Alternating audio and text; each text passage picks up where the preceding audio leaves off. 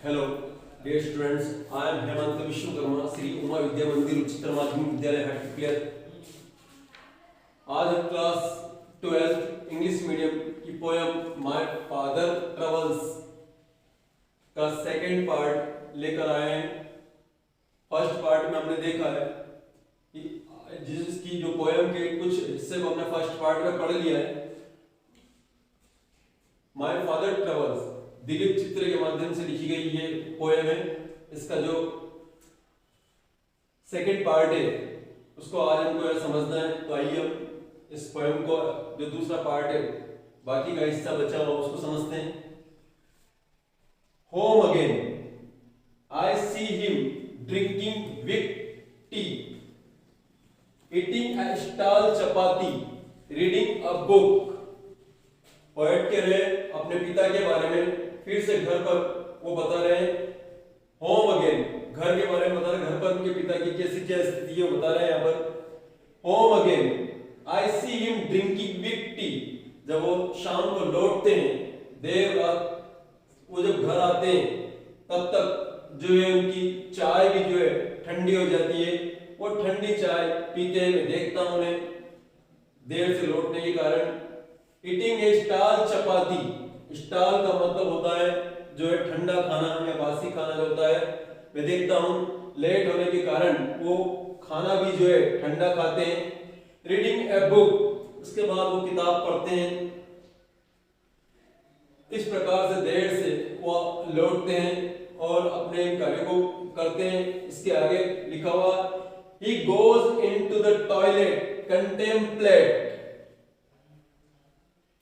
man's estrangement from a man-made world।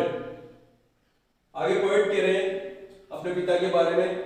he goes into the toilet contemplate, contemplate का मतलब होता है कि मस्तिष्क में कुछ भी विचार विमर्श चलते रहना, सोचते रहना, सोच कर घूमते रहना। तो यहाँ तक कि वो पोएट कह रहे हैं कि टॉयलेट भी जो जाते हैं तो बिल्कुल विचार विमर्श में डूबे हुए रहते हैं, विचारते हैं, माइंड में कुछ न कुछ चलता रहता है, वो ऐसे जाते हैं। मैंस स्ट्रांजमेंट, स्ट्रांजमेंट का मतलब होता है एकांकी जीवन या अकेलापन जिसको कहते हैं। यहाँ मैन जो है व्यक्ति जो है अकेलापन महसूस करता है। From a man made world, इस संसार को चूंकि मैन ने बनाया तो ये जो संसार जो मैन मेड संसार है अर्थात मनुष्य के द्वारा बनाया हुआ संसार में एक मनुष्य जो है एक एकांकी जीवन अनुभव करता है, अकेलापन महसूस करता है। कमिंग आउट, वो ऐसा पॉन्डरिंग करते हुए, ऐसा विचारते हुए, ऐसा विचार विमर्श करते हुए जो टॉयलेट से निकलते हैं।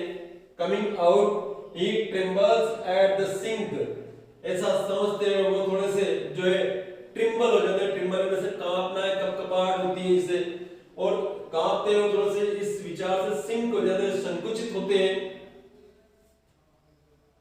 The cold water running over his brown hands, और सिंक होने के कारण से क्या होता है एक ठंडी सी सिरन जो है उनके माथे पर, कोल्ड वाटर की जो है उनके हाथों पर जो है दिखाई देती है। The cold water running over his brown hands, उनके जो ब्राउन हैंड्स का मतलब होता है चूंकि एज्ड है वो, और उनके हाथ पर भूरे भूरे बाल हो गए तो वो हाथ पर जो भूरे बाल दिखाई दे रहे हैं, इसलिए पोएट कह रहे हैं उनके ब्राउन हैंड पर मैं देखता हूं कि एक ठंडा सा पानी की सिरन जैसा या पानी की बूंदे जैसा दिखाई देता है।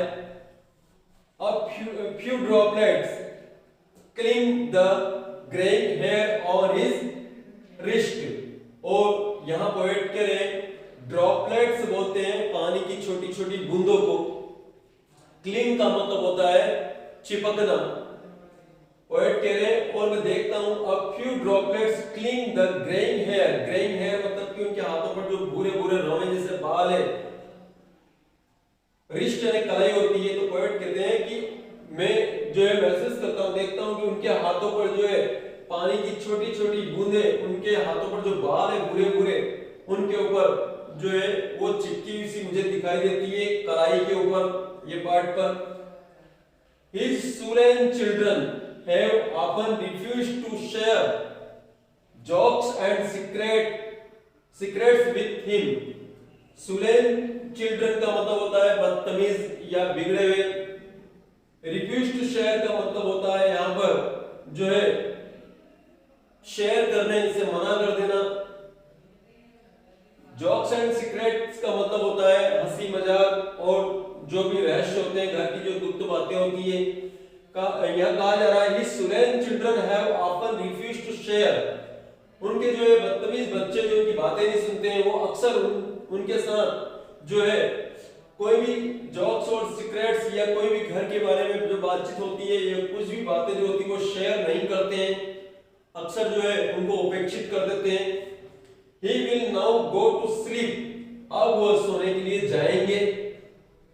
Listening to the static on the radio, static का मतलब होता है स्थिर होना, चुपचाप जो है रेडियो पर कुछ सुनते हुए। पुराने जमाने में जैसे रेडियो चलता था उसको कान से लगाकर जो लोग कुछ सुनते रहते थे और अपना टाइम पास करते हैं, तो वो कह रहे हैं कि अब उस रेडियो को अपने कान से लगाकर कुछ सुनते हुए जो है सोने के लिए जा रहे हैं, ये जाएंगे। Dreaming of his ancestors and grandchildren, और वे जो है अपने एंसेस्टर्स अपने पूर्वजों के बारे में और फिर साथ में अपने ग्रैंडचिल्ड्रन के बारे में भी जो है ड्रीम करते हैं, सोचते हैं, स्वप्न देखते हैं। इस प्रकार से कह सकते हैं कि सोचना, थिंकिंग, ये सोचते हुए of nomads entering A subcontinent through a narrow pass.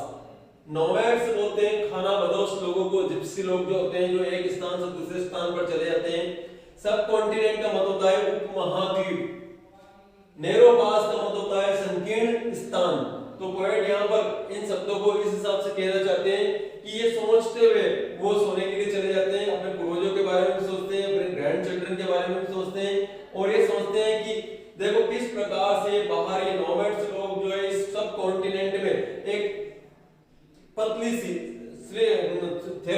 Narrow पास से जो है यहाँ पर प्रवेश कर गए।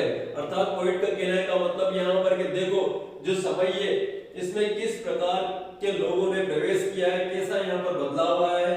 आज जो है एक एज्ड इंसान के साथ बैठकर कोई बातचीत करना पसंद नहीं करता, उसको एज्ड होने के कारण से जो उसको नेग्लेक्ट किया जा रहा है, उसको उपेक्षित किया जाता है, सब अपने कार्यों में बिजी होते हैं। अर्थात जो है यहाँ पर जो है एक कहना चाहिए कि उम्र के साथ जो है यहाँ पर बदलाव देखने को मिलता है। इस प्रकार से हम देखते हैं कि ये जो पोएम है माय फादर ट्रैवल्स, यहाँ हमने इसको पूरी तरह से पढ़ा है, समझा है। आशा है आपको समझ में आई होगी। धन्यवाद।